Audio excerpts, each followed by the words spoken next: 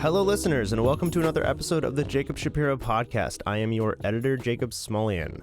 Jacob and Marko had planned to record a podcast today anyways, but then Luka got traded, Trump threatened tariffs, and the whole world generally went mad. So, you guys get an evening hour-and-a-half special. Honestly, you can expect these more often as the Trump administration continues to throw shit at the wall to see what sticks. The rest of us try to figure out what the hell is actually going to happen, and we try to keep you updated and informed. There's a special announcement at the end for those who make it, and that's all you're getting from me. Hug the people that you love. Cheers, and we'll see you out there. All right, listeners, I wish that I could ask Marko again how he was, because this is the first time I've talked to him since the fires, and I asked him how he was, and he literally just I don't even know what that was. With your exclaim of joy about Luka and your life and everything else. Let's do it again. Ask me. In a somber and empathetic tone. Do it. Right. Marko, I know that you and your family were recently affected by the wildfires in Los Angeles. You even had to evacuate your home. I actually watched you in a hoodie give an interview to some strange Indian news station where you were just dropping knowledge while you're fleeing from your home. Are you okay? Are your children okay? Is your home okay? Who cares, baby? We got Luka! It's not fair, by the way, that you got Luka. You guys should really trade for Trae Young at this point and just put together the two stars from the draft class, don't you think? Look, man, all I'm going to say is that Canada should just stop the election and hire Rob Pelinka. You know what I mean? Just get him in there because, whatever magic he uses to negotiate is incredible. This is it is the most lopsided trade. I don't know how everyone feels. Growing up as a Serbian, you're always the underdog. So it's fun to be a Laker fan because you're never the underdog. The life is unfair. We have a saying in Serbian, your spoon fell into honey. Right? That's what it is like to be a Laker fan. It's it's so sticky. Shut up. It's covered in honey. Just look it. It's just unfair. Will Chamberlain, Kareem Abdul-Jabbar, right? Shaq, Kobe, LeBron, and then Luka Doncic. Wow. Is the United States the Lakers in this metaphor? And I think so. Okay. And so New York is Magic, and California is Luka, and what exactly is North Dakota, where I'm coming to you from the Clubhouse Suites? Is that is it James Worthy? No, probably not. I don't know. I don't know what it is, but I think it's unfair. This is a 25-year-old top 3 player in the NBA who's got a conditioning problem. You'll be fine. Everyone who moves to Southern, I lost 40 pounds moving to Southern California. I think Luka can lose some weight too. Actually, no, we don't want him to lose weight. To be clear, it's very important that he remains girthy. You want him to? They said he clocked in at 270. That's we're getting to Zion levels right now. Okay, yes, fine. Lose 20 pounds. But the thing with him is just be more conditioned. Don't look like a middle-aged woman on a treadmill, in the fourth quarter with flush, red face. Just be a little more conditioned. Anyways. Yeah. But it's very hard for me to contain because today was a crazy day. It was. It's a very crazy day. There was a lot of things on the tariffs, and yet all I wanted to do was read tweets making fun of the GM of the Mavericks, Nico Harris. That's all I wanted to do. I just wanted to watch him slowly die on social media. Well, and I promise you I will platform you for the last 20-30 minutes, and we can talk about nothing but it. And I guess Nico Harrison is Justin Trudeau in this really extended, painful metaphor, but we will get there. But it was a fortuitous day because we had the Luka stuff happen. We had all the tariff madness today. We scheduled this a week and a half ago. We had no clue that today was going to be the day that things were crazy. When we talked about scheduling this podcast, we said, we should probably not talk about Trump. Maybe we'll talk about what's going on in the rest of the world, like Germany and all these other places. We're going to have to talk about Trump. I'm not going to avoid Trump right now. Maybe we can back into some of the other things in general. I'll start with just a little anecdote, and I don't know if you have your own version of this. I was on a stage last week talking to a group of farmers where I was in the middle of my presentation. My whole presentation was, I think Trump is bluffing. And so I had this whole beautiful, elegant presentation about why I thought Trump was bluffing, what the constraints were, and blah, blah, blah, blah, blah. And literally, an hour after I gave this very wonderful presentation, the next guy is up, and somebody raises their hand in the audience and says, "Oh, Trump just announced the 25% tariffs on Mexico and Canada." And I'm like shrinking in my chair, like, "Oh, wow, that's a new record for my calls not being correct." And then I'm here in Fargo because I'm giving a speech early tomorrow morning, so I had to hand over my slides midday today. I couldn't wait till the end of the day, so I had this like devil's choice. Do I stick with the bluffing thing? Do I not? You'll be happy to know that I stuck with the constraints, Well because usually done. I'm the one who's going to go away from the constraints. And I was like, you know what? He's bluffing. And now I feel pretty good. Take that wherever you want. Well, we had a call today at my firm BCA Research where we actually invited all of our clients on an internal call. So it's actually a specific product. You have to kind of pay to have the ability to listen to this every morning. And this was open for everyone because we were like, wow, this is a big deal. And midway through, so we were having a debate. There's a camp at the firm that believes that he really is the tariff man and loves the tariffs, and this is not a negotiating ploy. There's the camp that believes it's a negotiating ploy to extract concessions. And then, like, literally midway through this meeting, which was scheduled for 10 a.m. Eastern time, we find out that apparently 10,000 members of the Mexican military, by the way, the phrase Mexican military is an oxymoron in of itself. So apparently 10,000 of Mexico's finest is enough to satiate President Trump. And then later in the day, of course, we find out that Canada is going to find out, it's 10,000 people itself. This is like, this is the magic number you got to hit. And, on one hand, because I'm in a similar camp as you, it was really nice to see this happen in real time, like literally, on the other hand, I do think that both camps can kind of be right in that sometimes tariffs are going to be a negotiation tool where the negotiations themselves are the end goal. And then sometimes I think that he's going to need a little bit more convincing of kind of where to settle in terms of the tariffs. So, I really, really hate when people use short-term news items to declare victory. And what I mean by that is, like, there's a lot of people in our camp, Jacob, who are now declaring victory, right? Well, there you go. On the other hand, I also feel that a lot of people in the other camp are now dismissing this. 24 hours, they were like, you see, he is serious. He imposed 25% tariff on his neighbors and allies. But then now they're dismissing it by saying, well, it was neighbors and allies. Well, no. Let's be empirical. Let's take this in. Let's add it to the 4 years worth of empirical data from the last 4 years of his presidency, where he constantly negotiated in a really tough manner and then produced, marginally positive deals and called them huge victories. And I think that what you get is a person who has a very clear approach to negotiations, where sometimes just negotiating is an end in of itself. And I think that was the case here. Yeah, it's That gonna he- be it's gonna become difficult for him if people come to expect this. But I want to shout out a couple different people that I thought put out some good things. Matt Pines put out that maybe he was just testing to see how much he could really move the market. That he picked something and he wanted to know just how much his influence would affect market decisions and how much statements would influence market decisions. And there's something to that. It was almost like a carefully constructed experiment where he could see exactly how things were going to move.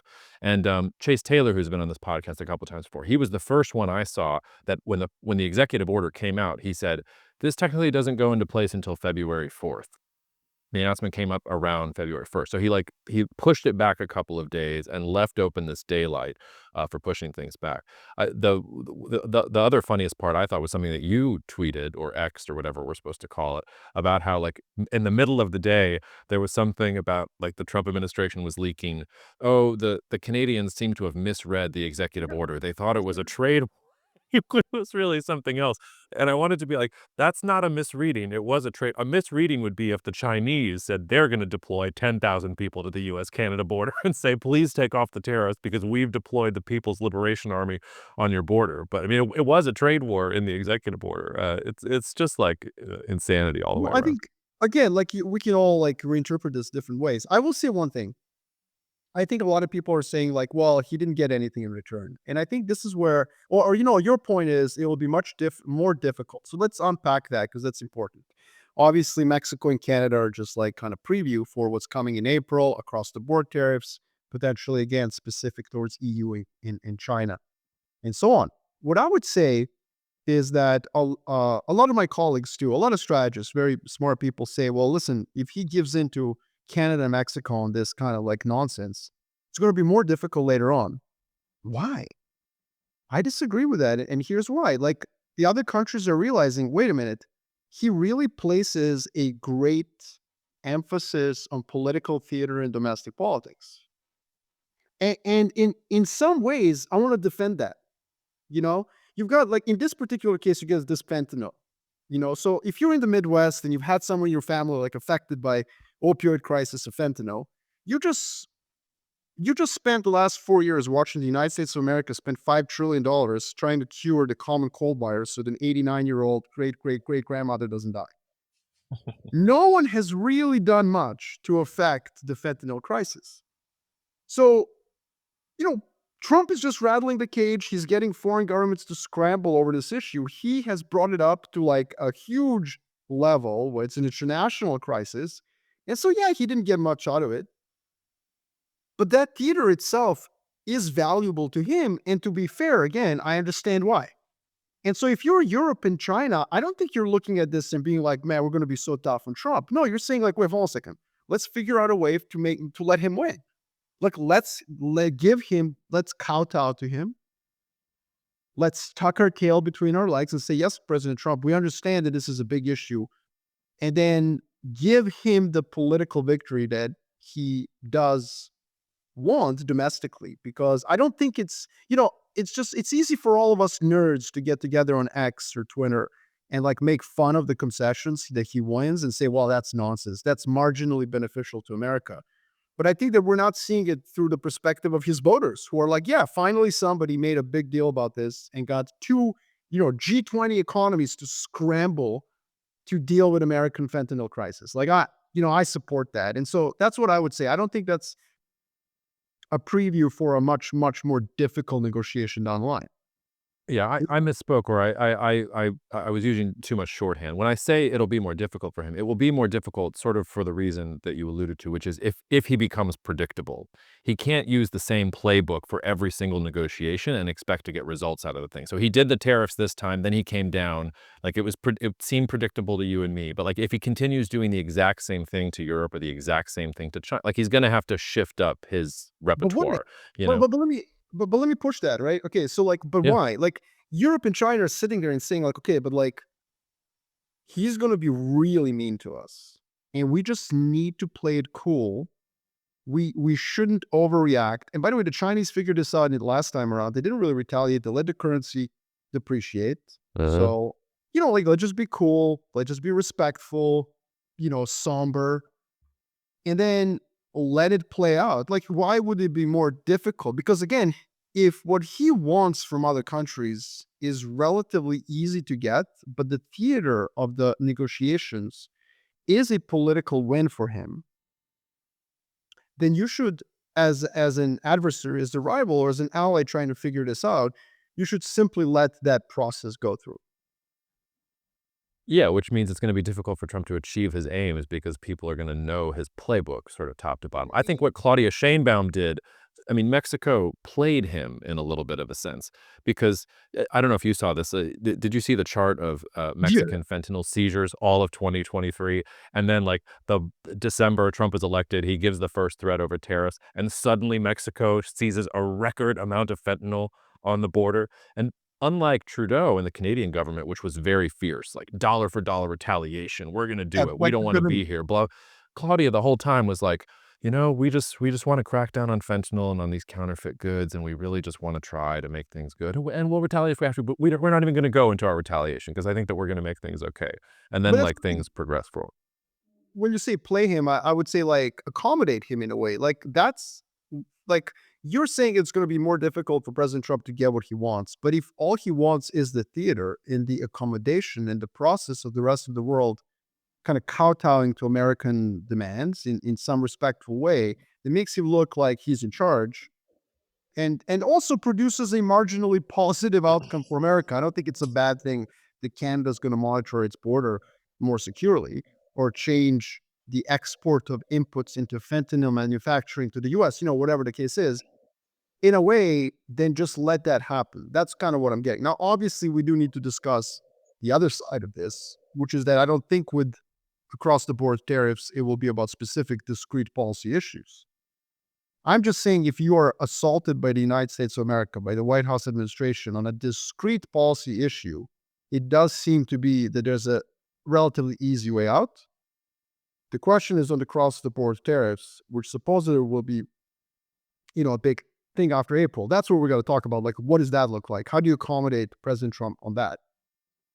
Well, and it also gets to what does he really want? Because I can't think that he wants to do the kabuki theater just for the sake of doing the kabuki theater. I think he was very successful and that psychologically he freaked the shit out of Canada and he probably freaked the shit out of Mexico as well. And I think what he wants is he wants to renegotiate the US-Mexico-Canada Free Trade Agreement because the first time around, that agreement didn't lend itself well to his particular talents because it wasn't about him in the room reading the negotiation and doing all these things. It was about appointing people and putting negotiators in all the different rooms on all the different issues and then everybody being aligned and walking away. And if you look at like agriculture or other trade, like the US-Mexico-Canada Free Trade renegotiation was not good for the United States. It was good for Canada and it was good for Mexico. And I think he clearly wants some kind of renegotiation there. So if it's part of a psychological ploy to sort of put Canada and Mexico on notice and say, okay, like I'm willing to take out the hammer, I'm willing to take this to the very brink as part of that larger negotiation, like I do think that that makes some degree of sense. So like maybe that's where he's going, but there's also part of me that thinks maybe he does just want the kabuki theater. Like maybe he does just want the feedback mechanism. And now we're doing psychoanalysis of somebody that's impossible to psychoanalyze.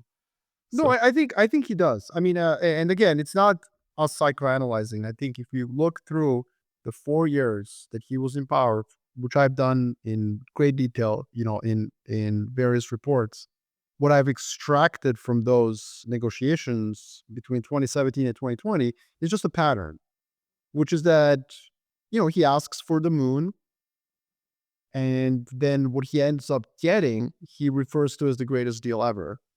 And there's a whole process to get there, but it's only marginally positive. Your point about, USMCA not being positive for America, I mean, I think what you meant to say is that like Canada and Mexico extracted more from it than US did, but it's not like the deal was bad for the US. I think it was marginally positive for the US. And the irony of it is that he just spent 6 months going around America talking to unions, declaring that he got all these union protections in USMCA, which was very clearly a Canadian negotiated, issue.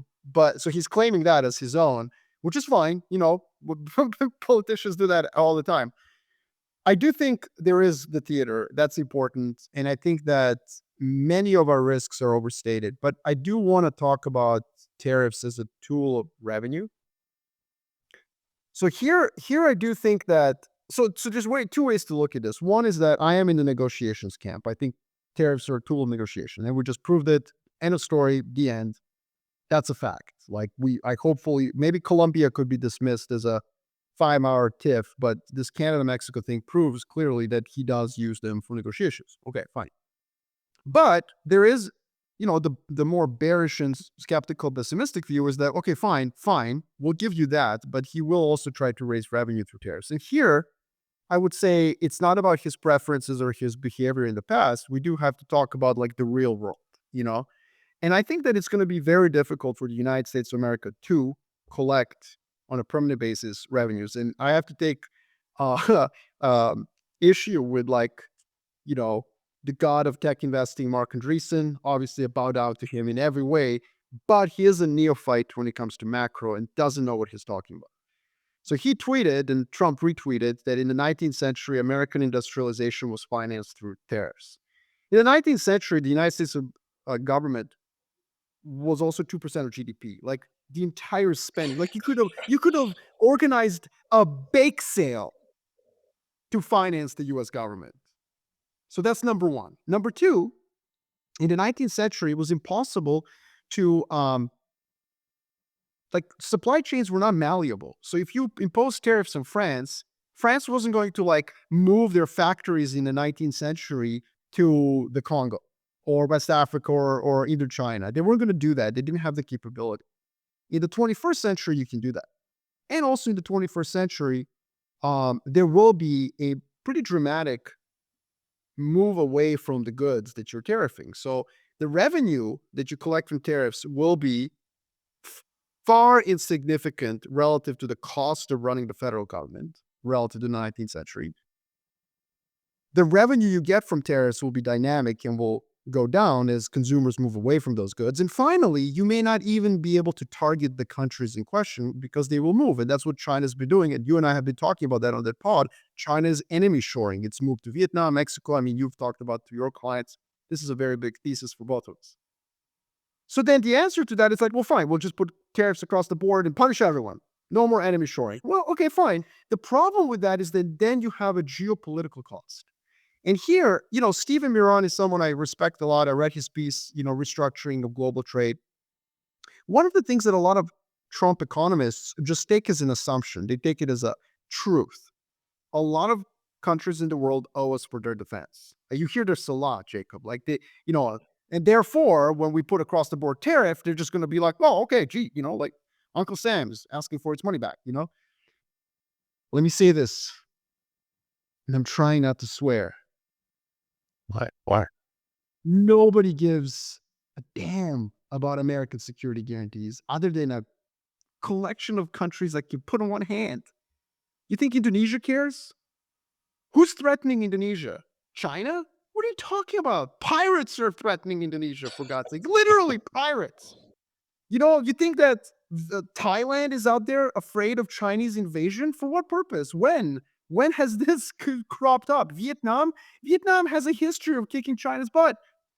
Malaysia? Turkey? What country requires American security guarantees? And this is really important because it underpins this across-the-board tariff, the ability of America to impose across-the-board tariff, to show up in Kuala Lumpur or Jakarta or Bangkok and tell these countries, hey, the BYD factory has to leave. These countries are going to be like, we're not hiding them. It's right there. It's the giant manufacturing plant with BYD on the side. That's where the Chinese are. They're employing their people. You're welcome to tell GM or anybody else to come in and build factories here. Oh, that's right. You're not going to do that. I'm sorry, but then we don't need your F-16s. We'll buy some Rafales. And the reason for this is that the vast majority of countries that matter don't have the kind of security threats where America can dangle a sword of Damocles across their head. And maybe the advisors of President Trump, whether it's Andreessen, who's basically spent the last 20 years giving money to 20-year-olds, hitting the bong so they can code and make apps. God bless him. He's really good at that. But maybe he needs to go travel to these countries and talk to people and ask them, are you afraid of China? They're going to be like, no, we're afraid of pirates. We don't need your F-35s. We can replace them with Rafales. Same with the economists that are helping him with this stuff. They need to travel. They need to talk to people in the global souths, whatever you want to call it, and see what level of tariffs are these countries going to be comfortable with before they start abandoning the U.S. from a sort of a geopolitical alliance perspective. Anyways, rant over. Right. No, and it's a good rant, and it's because I think Mexico actually subtly was doing something like this. Because if you look at Claudia Sheinbaum's Plan Mexico, which she's unveiling in chapters, like she's going to unveil the electricity chapter, then the oil chapter. She already did the nearshoring chapter last week, and the nearshoring chapter was really interesting because she took AMLO's version, which was basically unlimited subsidies for primarily American companies to come and make things in Mexico, and said, okay, now there's a limited amount of money, incentives for any country to come in and do fixed asset investment in Mexico to build supply chains here. Sort of like opening the door that you don't have to be the United States to come and invest here, and sort of incentivizing from that point of view. So if even Mexico, on the one hand, is, yes, kowtowing, and here's the 10,000 soldiers, and I agree with you, what does that look like? Is that the military? Is that the National Guard? Is that the police? Like, I don't know who that is. It's probably not great. But like, even they're sort of opening the door there. And to your point about tariffs, I mean, the other thing that I don't think of tariffs as primarily producing revenue in the 19th century. The issue in the 19th century was the United States was industrializing, and it had to protect its nascent industrial industries from the British and the French and these other countries. This is why the South was not so happy with like the South and the North. Like, yes, the Civil War was about slavery, but it was also about this thing because the North wanted to protect the industries. And you can make a really, really good case that the United States should be using subsidies to protect industry in the United States, because all that industry has flocked to other places and it has hurt the United States geopolitically and it's hurt it economically. But what I hear and what you're saying is that like the Trump advisors are just throwing a bunch of different things at the wall because you need some coherence here. Like, you can't just have tariffs, but then not have massive support for the industries that you are trying to build within the United States. So what are the industries that you're supporting? What are the policies that you're using to give money to those industries in general? Well, they're not there because now you're freaking out that the CHIPS Act was bad and you're going to go after Taiwan too. And you're freaking out that, oh, we're not building ships here, so maybe we'll put in something called the SHIPS Act that allows Japanese and South Korean components, and it doesn't come in either. And then, like, this was lost in all the day's tariffs. Did you see that Trump was talking about a sovereign wealth fund today? Yeah, He wants I to know. It create a wasn't lost on sovereign. me too. I know. Like, let's go. Well, This is my client base. I'm like, one more client. Let's go. well, but this is great. But sovereign wealth funds are created from a budget surplus. Yes. Where's the budget surplus? The last time we had a budget surplus was Clinton second term. Like, how, and like, are you going to confiscate a bunch of Bitcoin from the cartel guys that are trying to sell the fentanyl into the thing and put that in the sovereign wealth? But like, it's just throwing a bunch of shit at the wall. That's where the And so, like, 50% of our TikTok ownership, right, right? our TikTok ownership is going to go in there too. So Yeah. the way it's going to be is like 50% is going to go to a private buyer who's going to get then 50% of that to the U.S. government for the benevolence. So that's listen. So what I would say to you is, like, I think there is a path here where even the across the board tariffs are basically tempered significantly. I think there's so many things that go against this. The fiscal conservatives in the House of Representatives are also not exactly enamored with the idea of cutting taxes and then replacing that with revenue. Why not with cuts? So you've already had a revolt over the last several weeks, which is lost, in the AI bubble story, the tariff story. What we're losing sight is, I think, of the most important macro issue, which is U.S. fiscal policy. And there's a revolt going on in front of our eyes that we're not even covering. None of us, like in the media and the strategy, like, they're just not going to expand the deficit as much as before. There are, as you know, because you're in North Dakota right now, you speak to a lot of agricultural producers across the United States of America. So you meet a lot of people in the farm districts where people are conservative, they support President Trump on all issues. But when it comes to free trade, they're more Davos than the Davos man. Are they not? Because most of their products go to places like China.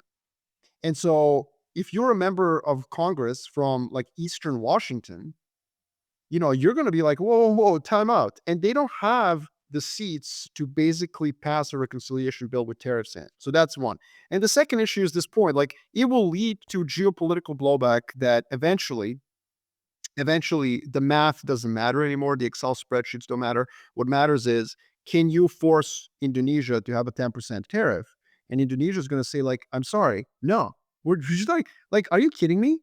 We just got Beijing to invest $20 billion in our nickel processing. You guys, we're a rising power. We've got massive amount of people. We don't need your market, quite frankly. Like, so no. The power imbalance is different. And then some egghead economist who's never traveled in his life is going to show up in Jakarta and be like, but what about your security? And Indonesia's going to be like, what are you talking about, man? Like, it's 2025. And that's where I think the disconnect is, Jacob, actually. I think the disconnect is not realizing that in a multipolar world, it's very, very difficult to impose across-the-board tariffs. Countries have other options. They just do, for security, for trade, for investments. And yeah, so that's where I think the rubber will hit the road. Like, they're going to end up probably raising across-the-board tariffs, but instead of 10 to 20%, I would expect 2.5 to like 5-6% at most. Yeah. All right. Well, but before we jump on to the next thing there, I do want to ask you, what percentage of you today thought that maybe he was really serious and that he was going to end the day with tariffs on both Mexico and Canada? Like, how much doubt creeped into your mind? None. I mean, just to be None. clear, I didn't expect it to last 24 hours. I did not expect it to last 24 hours. I mean, this is so comical. I was laughing. Like I was like guffawing even. But no, none, absolutely not. 25% on Canada. Canada's like destroyed. And by the way, it leads not to the 51st state. Because if you're a member of the MAGA camp, you definitely don't want that to happen. It leads to Canada doing what it should have done, which is build energy infrastructure away from the US. So America has a sweet deal here. Canada has no pipeline infrastructure to the rest of the world. And so why would you rattle that cage? Why would you get the Canadians to build the Energy East corridor to Europe or to build the pipelines and the LNG infrastructure in British Columbia? And so, yeah, I mean, I thought eventually this would be resolved. But that doesn't mean I have the same sanguine view, again, on across the board. I do think that there is enough momentum in the White House and the Trump camp that they do think that, hey, maybe we can get some money out of these tariffs, So I think that's going to be a little bit more scarier. But I also think we are going to see the constraints on that, and those across the board tariffs are going to be much lower than people think. By the way, I respect obviously Scott Besson, but his tiered view of like, you're going to have the platinum, gold, and silver membership. No, if you're platinum, 0% tariffs. Gold, hey, listen, 5%. Silver, hey, man, you've been naughty. You're a rogue state, 50. The problem with that is, again, enemy shoring. America just doesn't have the ability to enforce behavior, right? So China's going to go to Hungary and be like, can we build a BYD factory here? What are you going to do with Hungary? Like you're going to tell them no? You're going to run out of countries to say no to. Brazil is a good example, by the way. Brazil has got manufacturing capacity. There's a BYD factory going on. You know more about Brazil than I do. By the way, Brazil is going to be an incredible opportunity for manufacturing because the Republicans in Congress, and I love the hypocrisy of this, I just love it, I'll bathe in it, are talking about the green tax at the border, right? If you produce your industrial goods to too much carbon, well, guess what? Everyone's going to move their manufacturing to Brazil because Brazil actually is a country other than Norway that produces most of its energy through renewables. And then what are you going to do? You can't go to Brazil and be like, yo, 20% tariff. They're going to be like, I'm sorry, I'm Brazil. We have a huge market.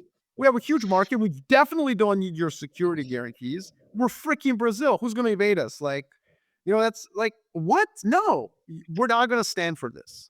And eventually, I think the White House is going to realize after they get enough no's from global South countries, like, we just don't care about your security guarantees. We'll buy the French Rafales, the Swedish Gripens, the freaking Russian Sukhois are on a discount, I heard. Eventually America's going to be like, all right, fine. Well, can we raise tariffs 2.5% on everyone? And everyone's going to be like, yeah, that's cool, man.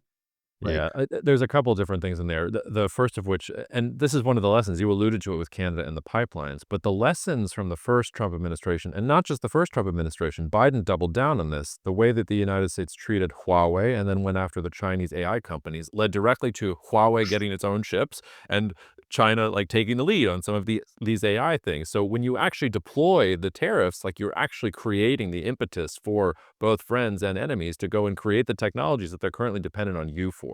So that's one problem.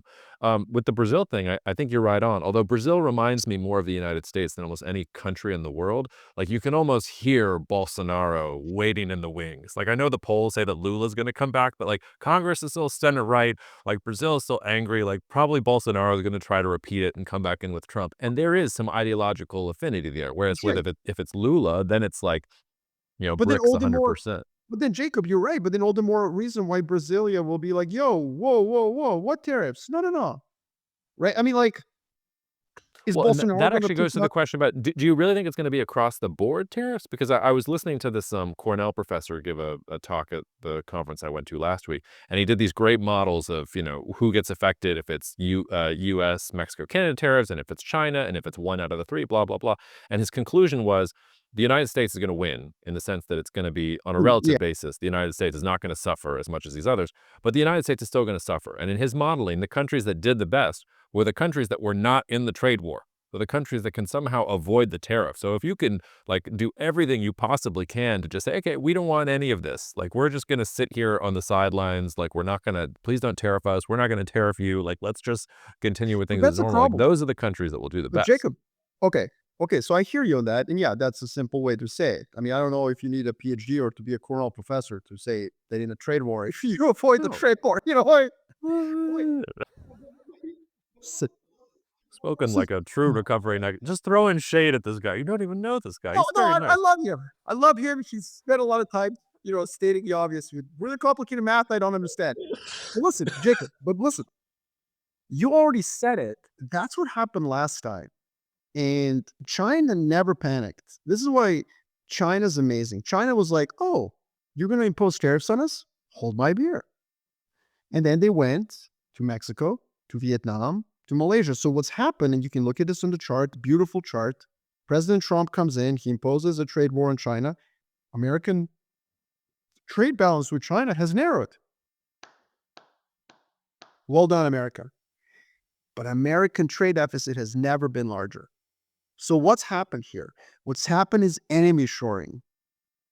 So like this is where the across the board tariffs are kind of necessary if America is serious about never importing stuff from China, because China will simply find the countries that, as you say, were neutral or like didn't want to get involved, like Brazil.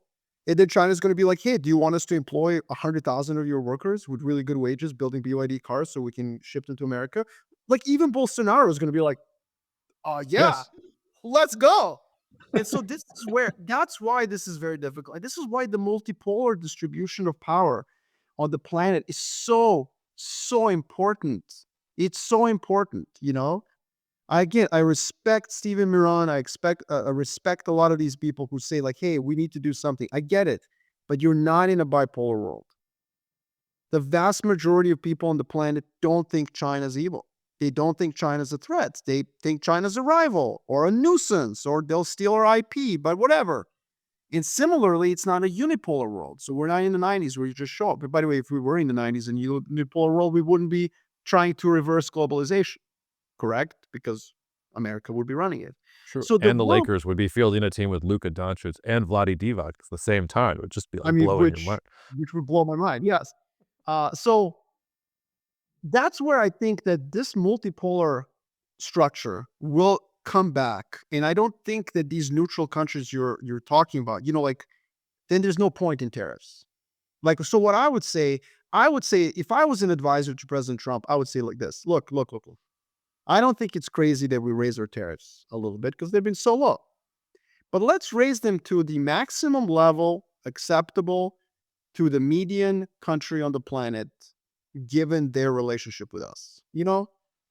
Because if Yeah. we start getting Jakarta, Kuala Lumpur, Brasilia, Buenos Aires, Lima, Santiago, like Pretoria telling us like, all right, guys, bye, then we have increased our tariffs too much. I think 2.5% across the board, 3% across the board.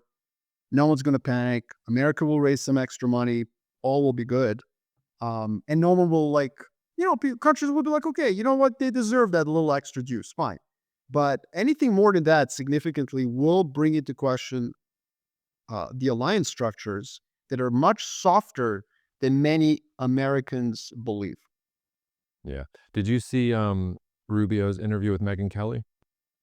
I do not. Please tell me. He invoked the multipolar world. He said the world is multipolar. Yes. And that one of the reasons the United States has to do these things now is because in 5 or 10 years, it won't have the same level of impact. So there's at least one person on the inside who has drank our Kool-Aid finally and is pushing things that way. And in some ways, the biggest success of the last week, what Rubio was able to extract from Panama was So you far know more a little about this. consequential. So go ahead and do your thing, because I don't follow this as much as you do, and you know this much better than me. So tell us.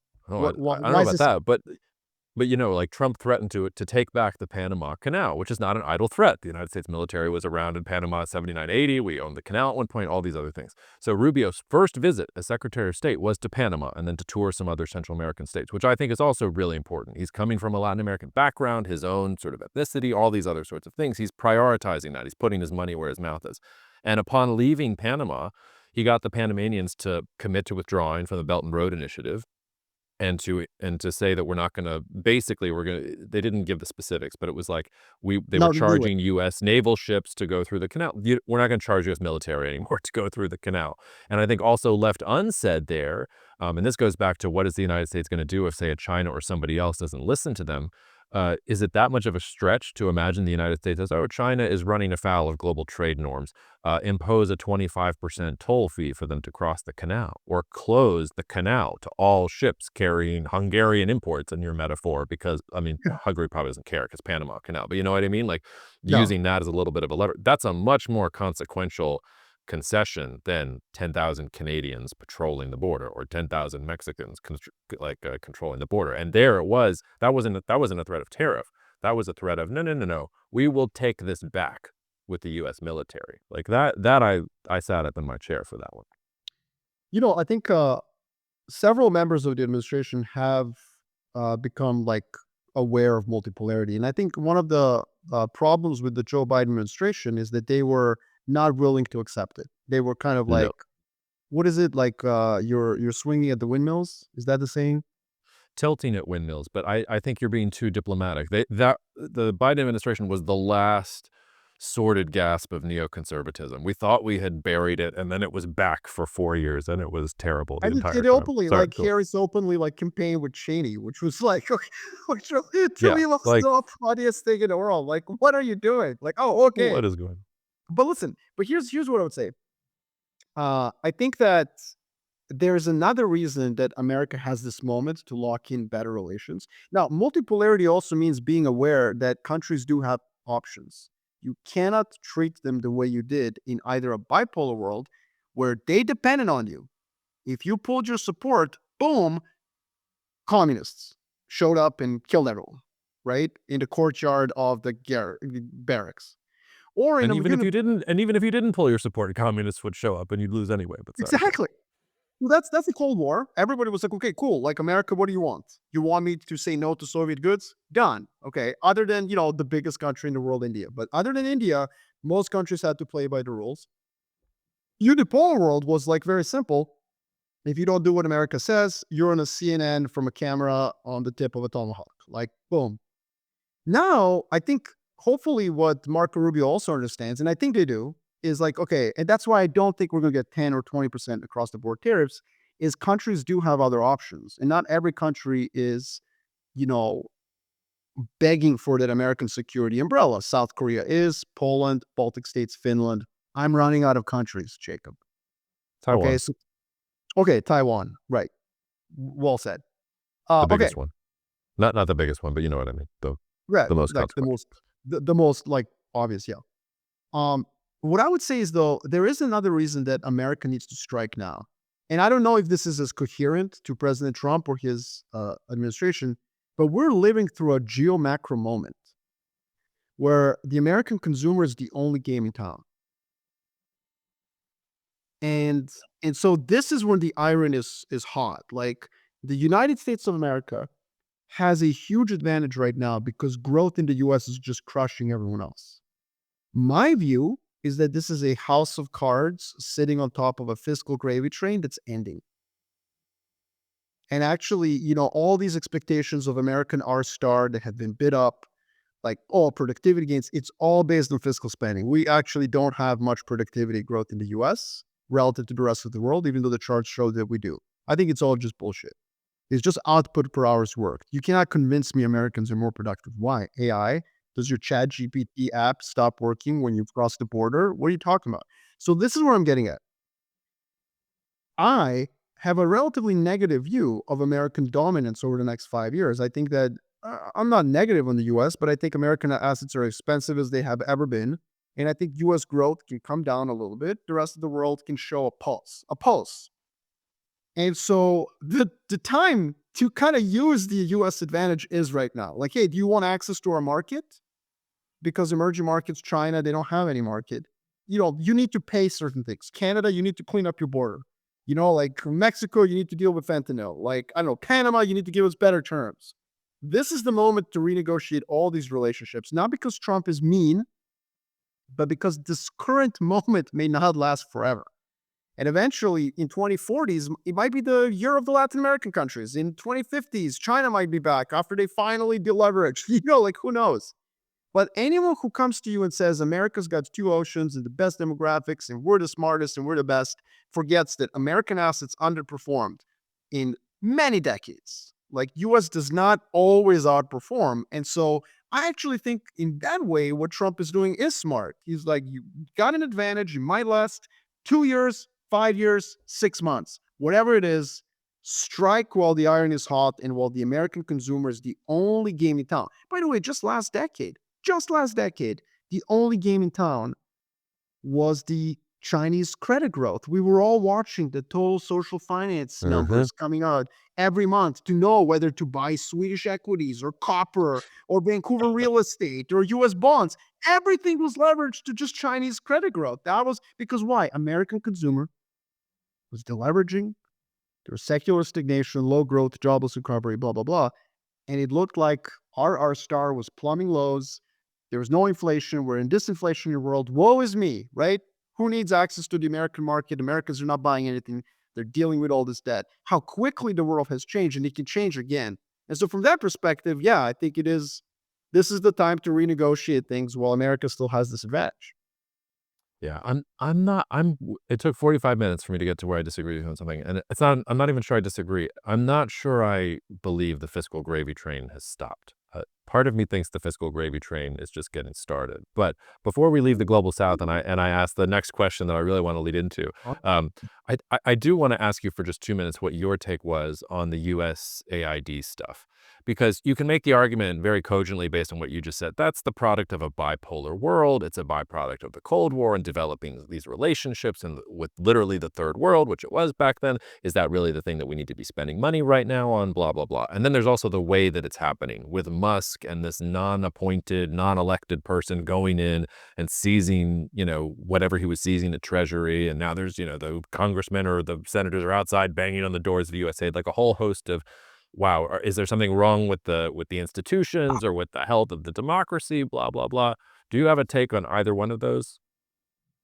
Well, I feel like you have a more coherent one, but I mean, I No, would just say, I don't. I do think that like USAID, I think was a powerful instrument of US soft power. It was also an instrument for US interests. So there are lots of countries that didn't like what USAID was doing for them because it was the United States interfering, but it was also a way for the US to do things without strings attached. It was to provide food for people or to build projects in villages or things like that. And if you just gut it, if you just say no more, like you are like undercutting one of the things that made the United States different than China or some of these other things.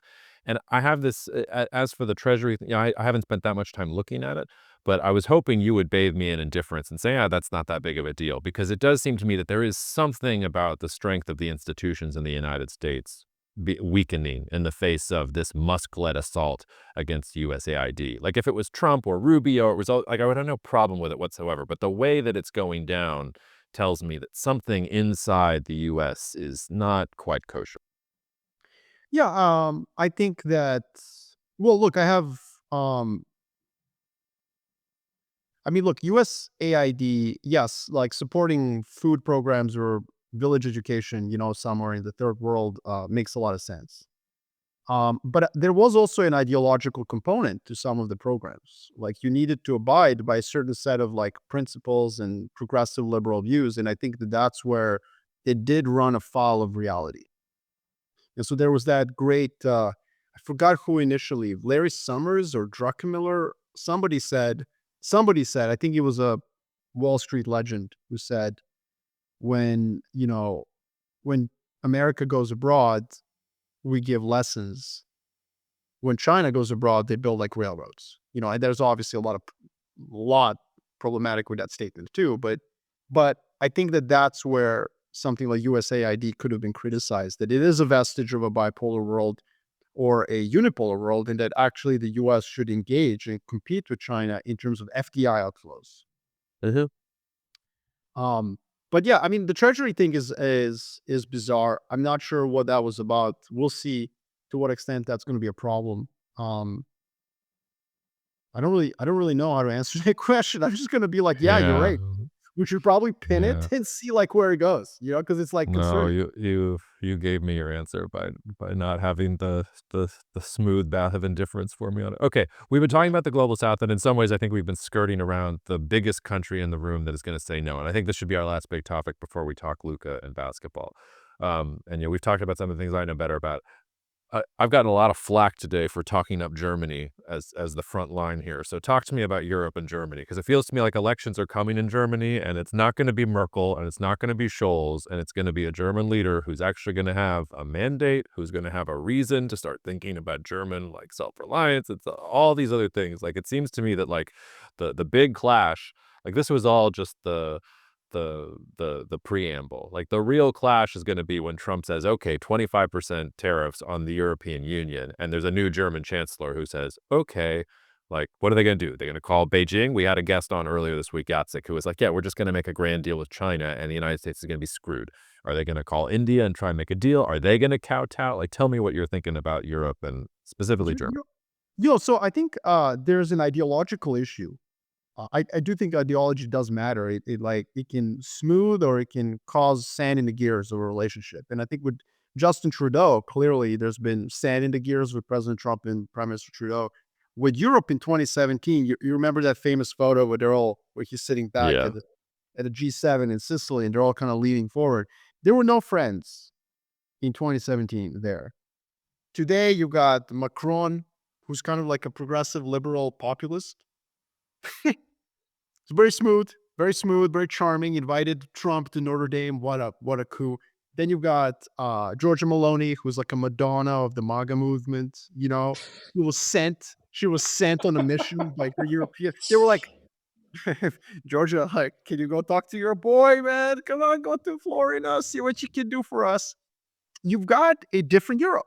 And Friedrich Merz is going to be a different chancellor. He wrote a book on capitalism. That's the name of it. He is, basically the equivalent of a Wall Street guy.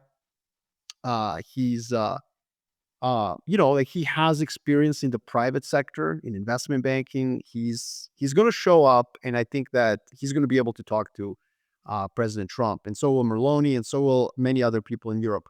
The MAGA movement and the Trump sort of ideology is no longer as hostile in Europe as it was. And in fact, I would argue that President Trump has learned many tricks from many populists.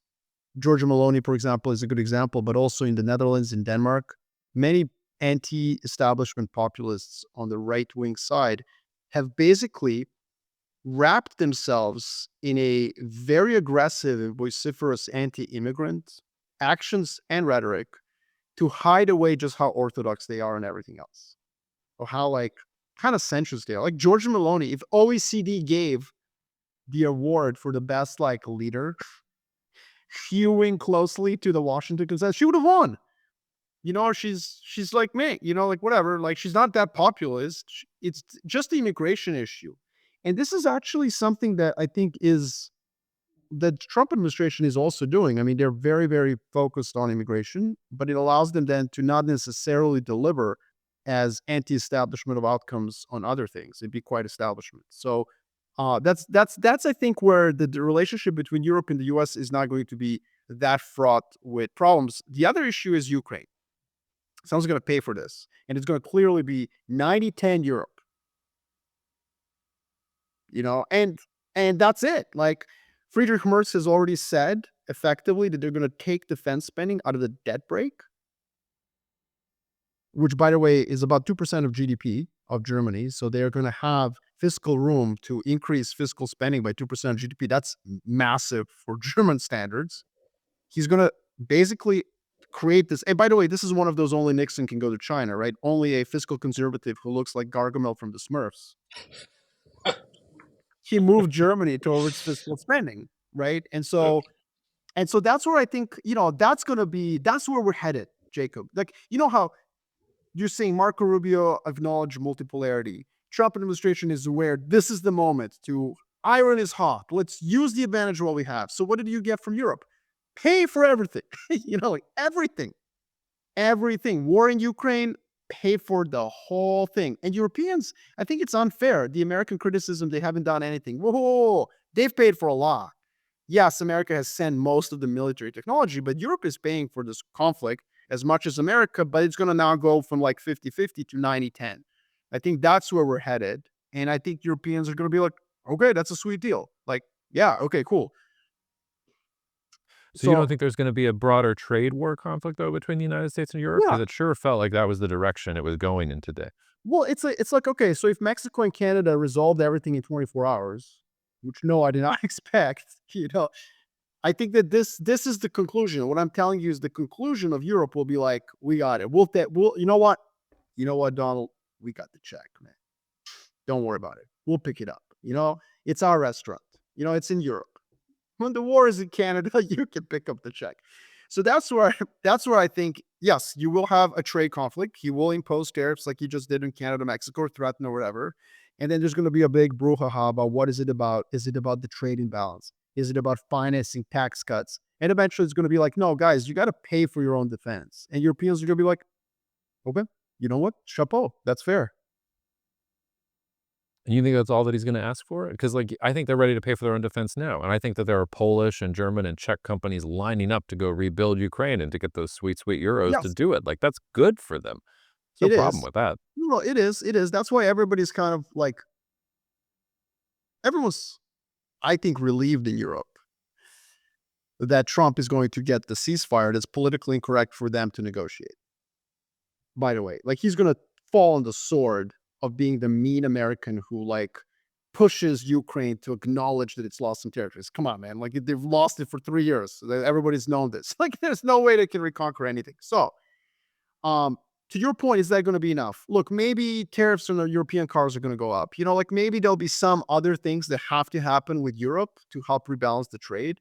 But I do think the danger in a multipolar world of pushing Europe further off into their own sphere will check Americans as well. And that goes back to my point about Kuala Lumpur, about Jakarta, about Bangkok, the same with Berlin and Paris and Rome and other countries, where look, okay, you need to adjust the trade a little bit. We'll adjust the trade here, increase prices on European cars, perhaps, stop going after digital companies with regulatory oversight, whatever.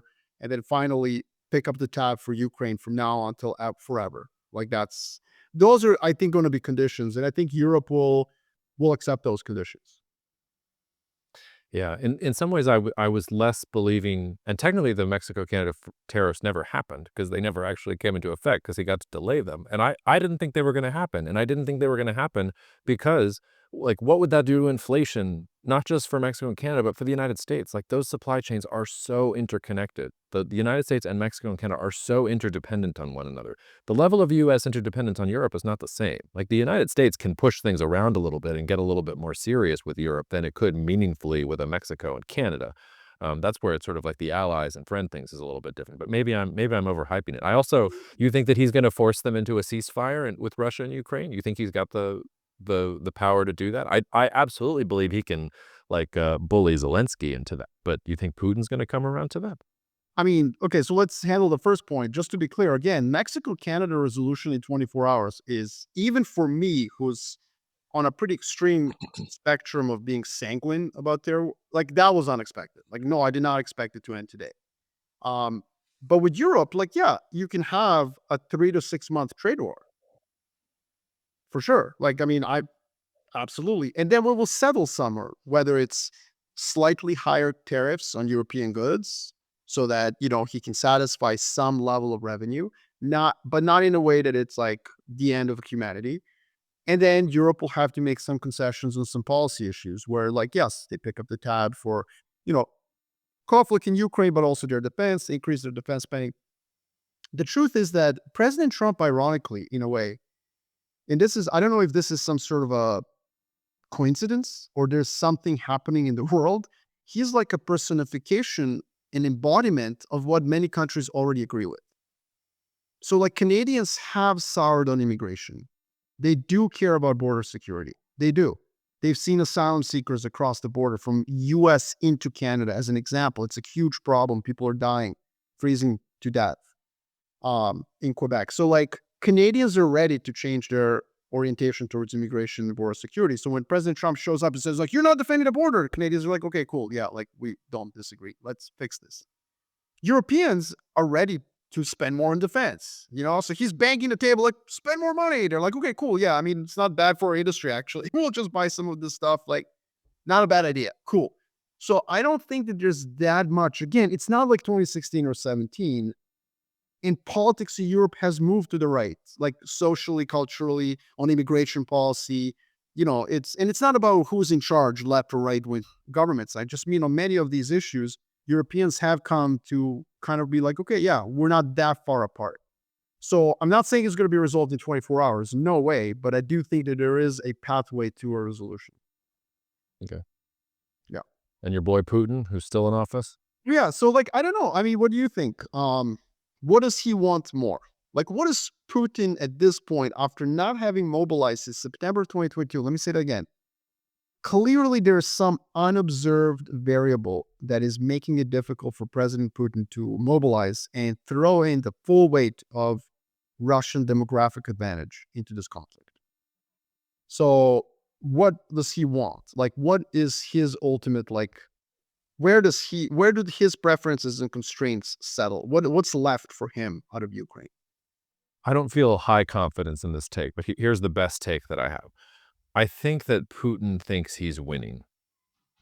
And I think he knows that a deal is there whenever he wants it. Like, Zelensky is desperate, Ukraine is desperate, Europe is desperate. Like, the United States wants a deal. Everybody wants a deal.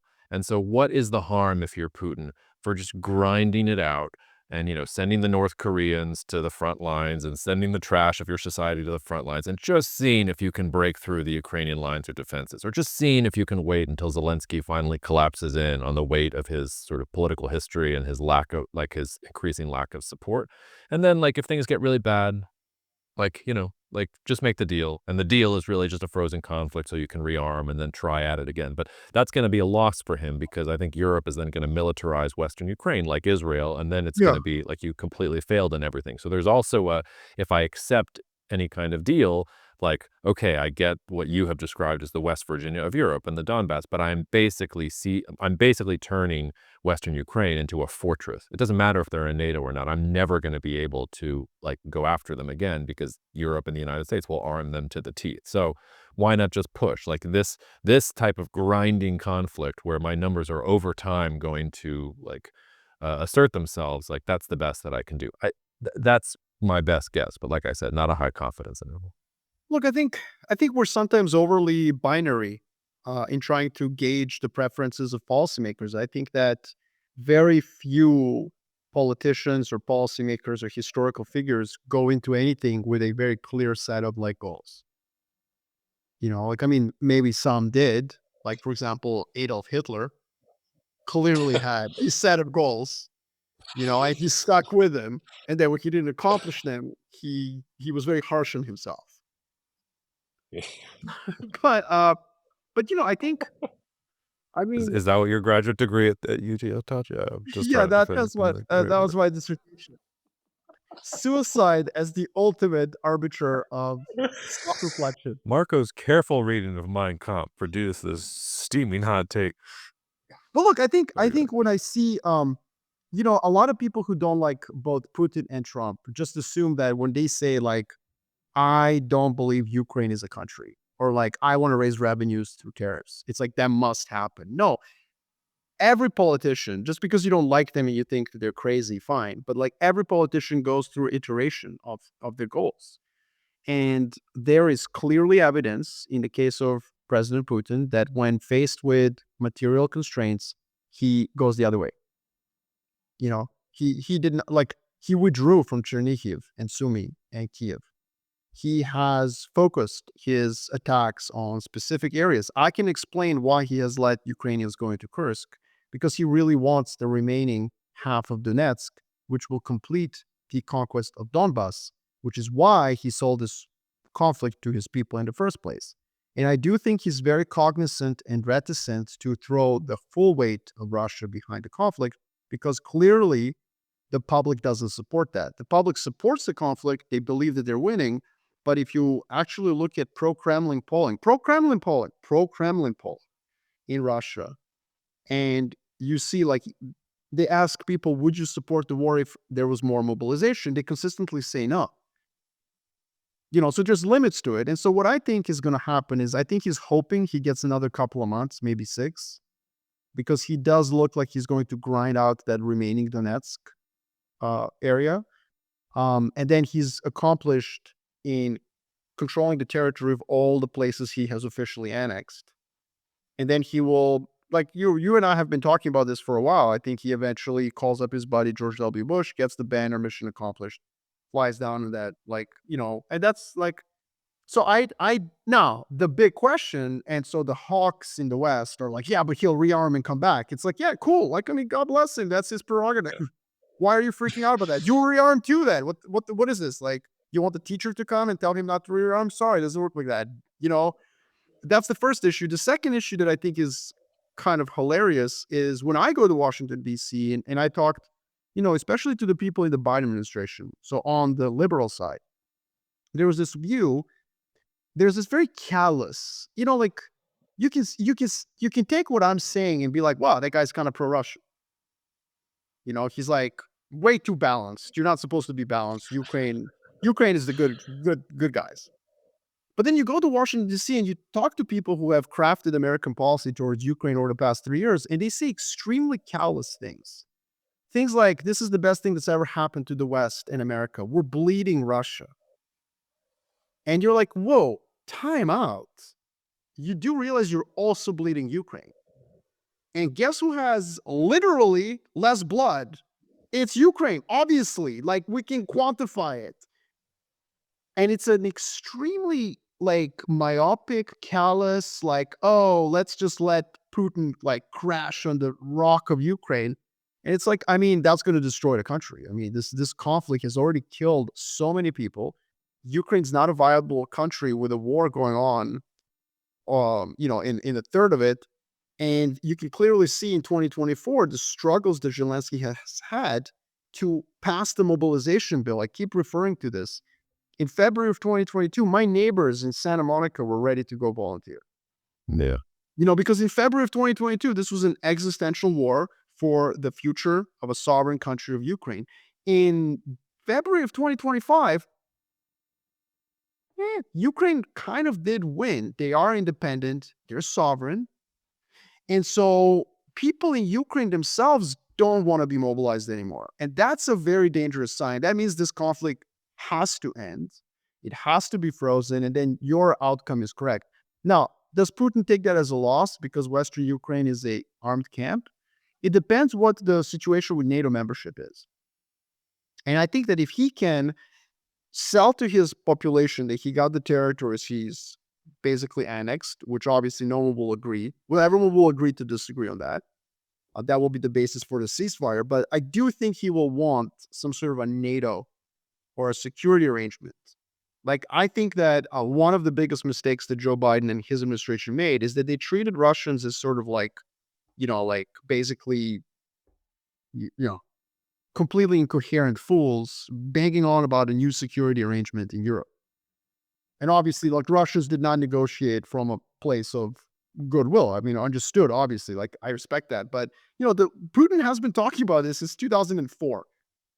And at some point, someone's got to take him seriously and be like, like, my favorite statement was like when Phil Gordon or Hillary Clinton, one of them was like, America doesn't recognize spheres of influence, like, okay, cool. Well, like, what? Like, I don't recognize that my 50-year-old daughter wants to date boys. I have just proclaimed it, like, sorry, honey, but you're hormones, schmormones, like, no. So, like, that kind of an attitude towards Russia is just going to have to fly out the window. It's got to be set down, and no matter how much people dislike it or don't like it, or it's like a rogue nation, blah, blah, blah, it's got thousands of nukes. Sorry. You got to sit down, negotiate, and find some sort of security arrangement. And that probably does mean that Ukraine will not be allowed to be in NATO, which is fine, whatever. Israel's not in NATO. Taiwan's not in NATO, But also, I think Russians are going to have to be given a part of the risk board and be told, like, look, man, like, what happens in Belarus stays in Belarus. Knock yourself out. We're not going to send USA AID to Minsk anymore. Like, you guys, you got that. You're like, fine, you want it? Go ahead. Yeah. So yeah, Definitely no that's more me. USAID to Minsk anymore. We can pour one out for the USAID to Minsk. Marko, you've been very patient. Talk to me about Luka I'm so Doncic. patient, man. This whole day has been about my patience, my ability as a man to control my emotions, to Well, grow. you don't have to control anymore. Just let loose. I'm going to get spiritual, Jacob. Can't wait. I knew this was going to happen. Did I know that Mexico and Canada tariffs would be 24 hours long? No, but my constraint framework did tell me eventually it was going to happen. But there was no framework. I just knew it in my heart that Luka Doncic would wear purple and yellow. And there's two reasons for this. Every time he played in the Staples Center, and I was very fortunate to watch him in one of those double overtime games where he just went nuts. He loved it. He loved the energy. He loved the banter. He loved all of it. I could tell he loved it. And also he really hates the Clippers. He really does. I mean, he hates them. He hates them as a crew, as an organization, and as a basketball team. Do you think LeBron knew? No, I don't. I don't think. Well, Luka didn't know. There was this. I was listening to somebody say that he bought a house like a week ago, $15 million home in Dallas. So I don't think anybody knew. I think Rob Pelinka, like all the Laker baggage and all the criticism of Rob Pelinka is out the window. He took Nico. I mean, like this is just I think Nico Harrison almost like did this so we would forget that he traded Brunson or that he let Brunson basically walk. Sorry, he let him walk. I mean, he took a chance on Kyrie and he ended up delivering, so God bless him on that. But like, he's literally one anti-Semitic comment away from being 0 for 3. You know what I mean? Like, this is the worst GM job ever in history of the NBA. Like, there's no question about that. And the Lakers, I mean, it's incredible. And it's not just because I'm a Laker fan. I truly think that Luka Doncic is an incredible player. And he gives anyone with a little bit of a doughy body build an incredible amount of positive body confidence. As you know, because in the post. I know. I have. I will say. I think that the whole thing about the 270 and the conditioning. I think that's probably just sour grapes by the Mavs on the way out. Although I also one of the other things I don't understand about. I mean, there's a lot of things that I don't understand about the Luka trade. Like, it doesn't make sense on the face of it at all, and that's all they got. But the thing that makes the least amount of sense to me in some ways is they really fucked him over. Like, they fucked him out of the Supermax. So he lost like 75 or $100 million on this. They didn't tell him anything. They probably could have set up some kind of sign and trade to, like, I'm sure there was some way to massage this. And they were like, nah, like, you don't have the right culture, bro.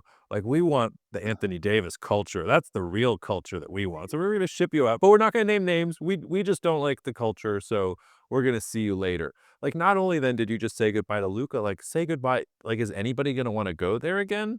Like, one of the things the Lakers are really good at is they take care of their stars. You Yes. watched Kobe hobble Yeah. around for 2 years so that he could have his dignity and his pride, and they couldn't like figure out some way to be nice to Luka. It's just like self-destruction to such a radical degree. I always hated the Bill Simmons take. Always hated the take that the Lakers overpaid Kobe. Lakers overpaid Kobe as a signal in a superstar league that they're going to take care of the star. Like $40 million bucks for 2 years. The man didn't have an Achilles, like it was idiotic, but it was a signal that got the Lakers LeBron. Like, because once you hit 34, 35, you're going to start thinking about that. Now, that I'm not sure that got them Doncic. Clearly it didn't. But the Mavs did the opposite. Like the opposite. We just don't care. Like we're not gonna, oh, you've got a weight problem, you got a conditioning problem, maybe you like a beer after a game or an SD, like all this stuff going on around. Dude, look, like, yeah, let's so fix it. Like invest some time. He did, like, and this comparisons with Zion. Or don't fix it. You know who like loved a beer after a game? Larry Bird. He was Larry Bird fine. He likes did the it the beer at entire. halftime. At halftime. No, but like there's another issue here. People are comparing Luka to Zion. Excuse me. Zion has 3/4 of wiping the floor with LeBron to his name. That is it. That was the playing game last year, I right? know. I know. I Outplayed remember it. LeBron.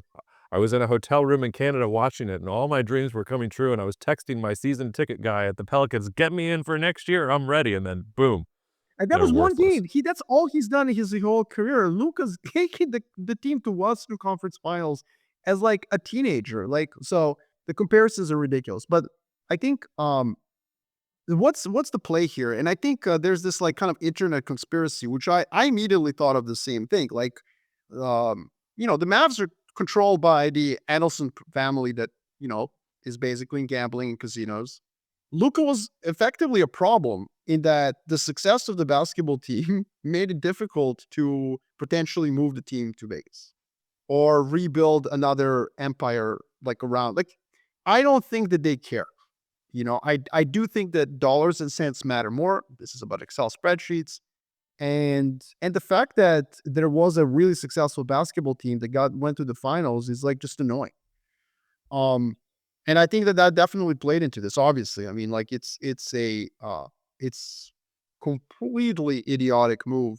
You're moving a 25-year-old asset for a 32-year-old asset. And I mean, I've watched AD play like a long time, here in LA. And yeah, I mean, he had everything on a silver platter. Like he could have been an MVP candidate. Like LeBron is ready. He's tired. He's like, can I please not have to try on defense?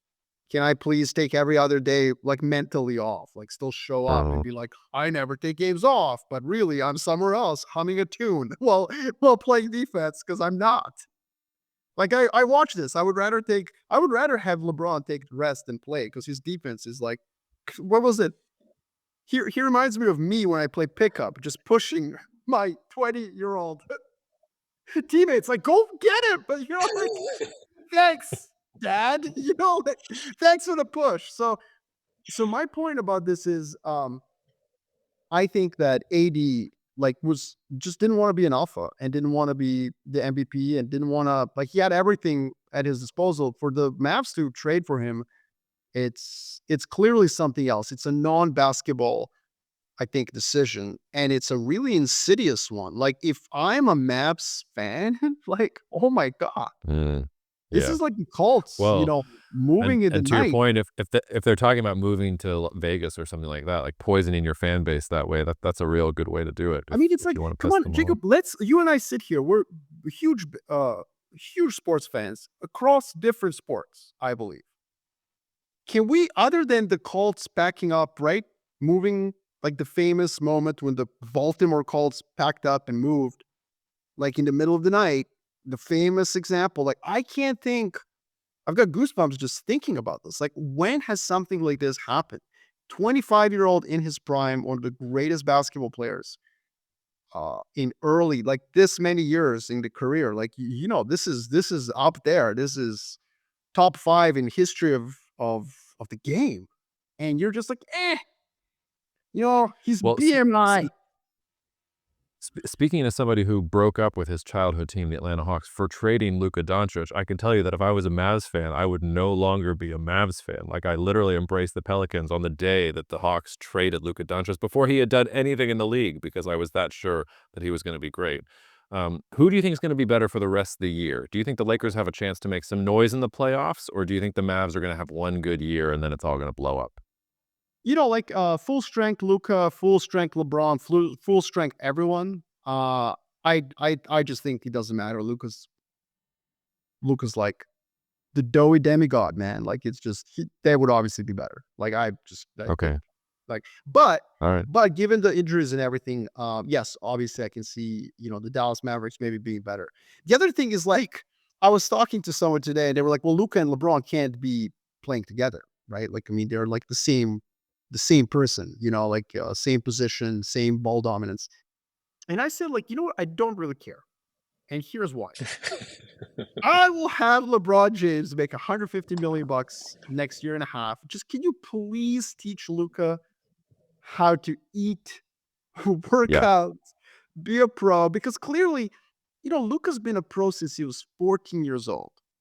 I watched Luka at 17 beat a team. Oh, take a team full of like plumbers, and carpenters, and beat Serbia in a Euro basket, like a stacked Serbia.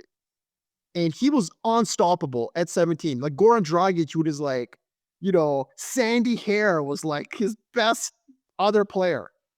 This guy has been a superstar all his life. And I think one of the problems that was emerging and was trickling up through the grapevine is that it was very difficult to convince him, to do anything. So like, I like to hydrate with Nestea, like, okay, well, you're not 14 anymore. I want to be heliocentric, although he did accommodate Kyrie Irving really well. I didn't think that was going to work. So I do think that what he needs is someone he looks up to, which is very hard. Think about it. If you've been a child actor since 14, if you've been like a music star since you were 14, like these people are like on different level. Like, how does anybody get through to them? Yeah, it's Mozart syndrome to a certain extent. But the problem with what you're talking about is that it doesn't usually take, like Macaulay Culkin never got right. Like, Oh yeah. Mozart was dead No, at I don't know. 35. Like, He's in one of the Culkin brothers now, like up for an Oscar. But look, I hear yeah, you. the brother, not the one. This would be if Sure. Luke had a brother that entered stage left. Okay. Look. So I hear you. That's 100% the risk. 100%. Again, accommodating Kyrie Irving was assigned to me. He can't change. But I was at the Dallas Mavericks game in the finals where he lost his cool. I was at that game. With really good seats. I'm just going to hashtag Yeah, nice. just drop that in. Yeah, yeah. Drop that in there. And I saw it happening. I was with probably the greatest Luka Doncic fan in the world. I can't name names. He's a Wall Street legend. God bless him. He paid for the tickets. Hashtag even nicer. So me and this guy are sitting watching the game, and Luka Doncic starts losing his mind. I mean, losing his mind.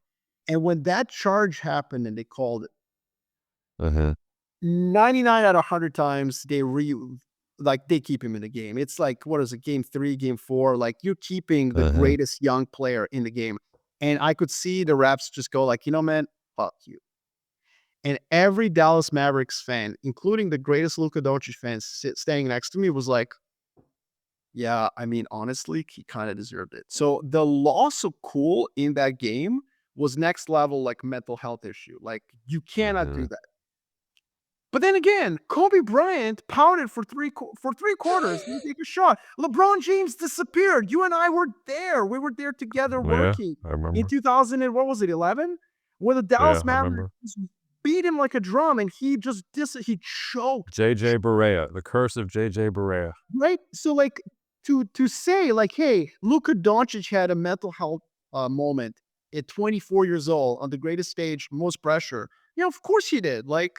And so that's why I say, like, I see all this, but he's still, I just hope that playing with LeBron and with the Lakers, it move him off the ball. Like Larry Bird was great because he was often on the block. You can't guard Luka on the block. You can't guard him anywhere around that. Like, I just wish, same with Wembanyama, same with a lot of, like, I see with LeBron, quite frankly, I was hoping he would eventually just kind of like stop trying to break people off the dribble. Like, I'm 43, for God's sakes, like I play for 2 hours and I gotta be in an ice bath. Obviously, I'm not LeBron, but my point is, you're 41, man. What are you doing trying to break a 23-year-old on the 3-point line and to go all the way down? Like, it makes no sense. All these guys should be moved to the block. And if they convince Luka to do that, he'll be unguardable. I think LeBron by himself would not be enough, but I think ironically the trauma of getting cut from Dallas the way that he did, like getting forced out, like I think that will create the trauma that he needs to like actually look himself in the mirror and do these things. But my last question to you is, how does it feel to know that you're getting Luka after his window's already closed? Because Victor is here and he's got De'Aaron Fox, and there's no way you're getting through the San Antonio Spurs, man. It's going to be their West for the rest of history. Well, I don't know about the rest of history. Like Next 10 years? Who's beating them? I mean, Fox, yeah, he's good. Wembanyama is going to swat all those little Luka things away. He's going to be like, ground and pound your way down to the lane, and then I'll just take it off the top, and I'll take it down the rest of the floor. Like, he's like, how's he going to compete with that? Did you see the way he just like blocks LeBron shots when he's at the rim? He's an alien. Listen, I think this is one of the things. Like, yeah, that's Spurs Lakers, man. Again, who like Spurs have a big man, Lakers have a wing. It's just like God intended it to be like this. And so, yeah, I mean, I think it's going to be back and forth. Once Luka gets his own team, once LeBron retires, once all those free agent dollars free up in Los Angeles, Southern California, and not the Clippers because, but actual LA, like who knows who's going to come and join Luka? I mean, we don't know. Maybe we'll create a Balkan powerhouse right here. And then, no. Leave Jokic out of this. Jokic is staying. I want to see Jokic and Victor go head to head in the playoffs. You're not getting Jokic. I will light myself on fire. It's not fair. I mean, it's I don't know. Like, look, right now, yeah, you're right. I mean, I think the Spurs are great. I think I'm really excited about the team. That's cool. And I really like the team. I like everyone on it. I think they're cool. And same thing though, Wembanyama needs to be moved down low, but I don't know. We can't forecast what happens. And in the next 6 years, I mean, the way Luka's played the last 5, this guy is like, it will be the biggest shocking collapse of almost any athlete who's reached such heights at 24 and then just to kind of like, I mean, unless there's an injury, right? Then okay, fine. Like, but to just kind of dissipate into irrelevance, I think that's tough to see, Yeah. Well, thank you for not bringing up the Pelicans. I think we can leave it. If we can leave it. I have no idea what's going on there, man. You're not that bad. We're the worst team in the league. We're terrible. Why? I mean, I guess injuries. I think it is injuries. That's just because Herb Jones is good. And, he's not there. It's injuries, but the team was built around Zion. And when Zion fell, like the rest, and then we got Herb was hurt, and then they were all hurt. And Ingram, like, talk about not an alpha. Like, Ingram he's just not supposed to be there. Like, it's just Zion depressing. Fell, like, is that the double entendre here? Are we talking like biblical? Help, he's fallen and he can't get up. He needs a little life alert because he keeps on popping the hamstring. Those three quarters against the Lakers that was one of the first times in my life where I was like, am I really going to get a transcendent superstar in my life? Am I about to get, and yeah, it's terrible. Listen, Jacob, I was watching this and, there's just moments in life where you like bow your head down and you're like, I'm getting old. This is it. Like, and LeBron just looked a little bolder. His muscles didn't glisten as much. Mm-hmm. And it was just like, oof, and as a Laker fan, I watched this and I was like, man, Jacob's watching this somewhere. And he's like, let's go. And then, I was watching at a hotel in Canada that smelled like an Indian restaurant, and I haven't been able to eat curry since. Oh, it's like you're associated with. By the way, we're an hour and a half into this, and I think that we should have a rule of thumb that we reward anyone who's still with us at this egregious level. Great. What should they get? I think they should get an announcement. Okay, let's make an announcement. You want to make the announcement? No, you should. You're the smooth voice of reason. I'm the face for radio. We've been teasing for a while, but Marko and I are finally going to put our money where our mouths are and put together. I don't even know if we have the name yet. Is it Geopolitical Cousins? Maybe we should source the name here. There will be a podcast that is hosted by Jacob and Marko, cousins, the cousins that they chose for each other, not the cousins that life chose, but the cousins who chose each other. We have no idea what the name is, when the cadence will be, what the artwork will look like, but we've decided as a result of all the insanity in the world that it needs to start as soon as possible. So you'll come on maybe 1 or 2 more times on this podcast and then look for the announcement about the separate show. You still have your platform and I can come on whenever, although you'll be kind of superfluous. I think, the listeners of the Jacob Shapiro podcast might just be like, okay, that's enough of Cousin Marko. But yeah, so like, I think Geopolitical Cousins is just so cool, and it's such a great name. So I'm going to just say yes, but let's source it. Let's use our social media, see if anybody wants to tease a better idea. The other thing that I was going to say is, yeah, like there does seem to be like a space for this, because right now, and this is just me, there's like 3 camps. If you want to get a long form podcast on current events and geopolitics, there's like 3 ways you can accomplish this. You can go and listen to a YouTube of a rando who's going to tell you all sorts of random stuff. Sometimes I feel like the administration might be getting their thoughts on geopolitics from those. Just going to leave it there, let it hang. Then there's a really, really complicated professor who you might get a lecture of. I actually do that all the time when I work out. Like, those are not bad, but it's kind of like a single serving, you know, like a guy who spent 50 years of his life learning about the Wehrmacht is not they're going to talk to you about the Panama Canal. Like, it's just not going to happen. And then the final option is Ian Bremmer. That's it. That's the 3 options you have. Those are the 3 buckets. I love Ian. He's obviously given all of us a whole industry to live in. So God bless him. But that's, he's reached the Muppet stage of his career. Like, I hope I'm not saying anything offensive. One day, Jacob, may God bestow us with the same fate, and may we one day be Muppets. On Marko, I cannot wait to replace you on the podcast with Bert and Ernie. That sounds great. Yes, I know. I want to be the 2 old guys. The 2 old guys. They're just like, hey. Yeah, actually. So that's that should be the podcast artwork. That should be the 2 of us in the rafters looking down at the stairs. Okay, so that is the artwork. Let's get AI on it.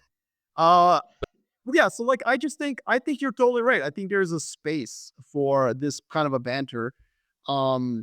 And so we've got some principles and precepts that we may or may not share. Maybe people should just like back them out of our conversations. But I think one of them is going to be like, look, the world is serious enough. You don't need us to tell you that. We are going to continue with our, I think, approach of levity and looking at everything from as much of a, as much as we can. Because once you stop laughing. Once you stop laughing and being funny, I think you're lost. No, you have to. I mean, first of all, a sense of humor is a surefire sign of intelligence. And second of all, to your point, one of the ways to stay objective is to make it humorous. Like, the hardest part about our jobs, or maybe I'll just speak for myself, is that like you have to stay rigidly objective about all of these different things. You are not allowed the luxury of personal opinions. And one of the defense mechanisms to doing that is making things a joke. Like, it is just a show. It's just a thing that is happening, and you have to analyze it the way that it is. Because if you get too involved, and you could feel me tiptoeing on it with the USAID and the guys running around the Treasury, like you could feel the door opening, and I was like, nah, let's shut the door. Let's go do something else. So no, it's like absolutely critical. I don't trust people who don't make jokes about these things. Yeah, I agree 100%. Yes, agreed.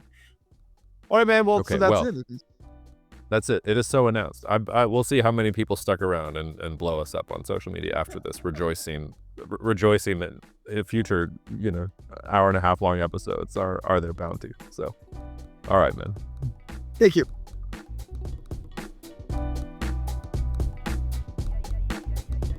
Thank you so much for listening to the Jacob Shapiro podcast. The show is produced and edited by Jacob Smulian, and it's in many ways the Jacob Show.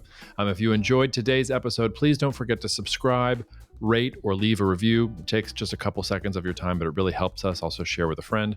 If you're interested in learning more about hiring me to speak at your event, or if you want to learn more about the wealth management services that I offer through Bespoke or at Cognitive Investments, you can find more information at jacobshapiro.com. You can also write to me directly at jacob@jacobshapiro.com.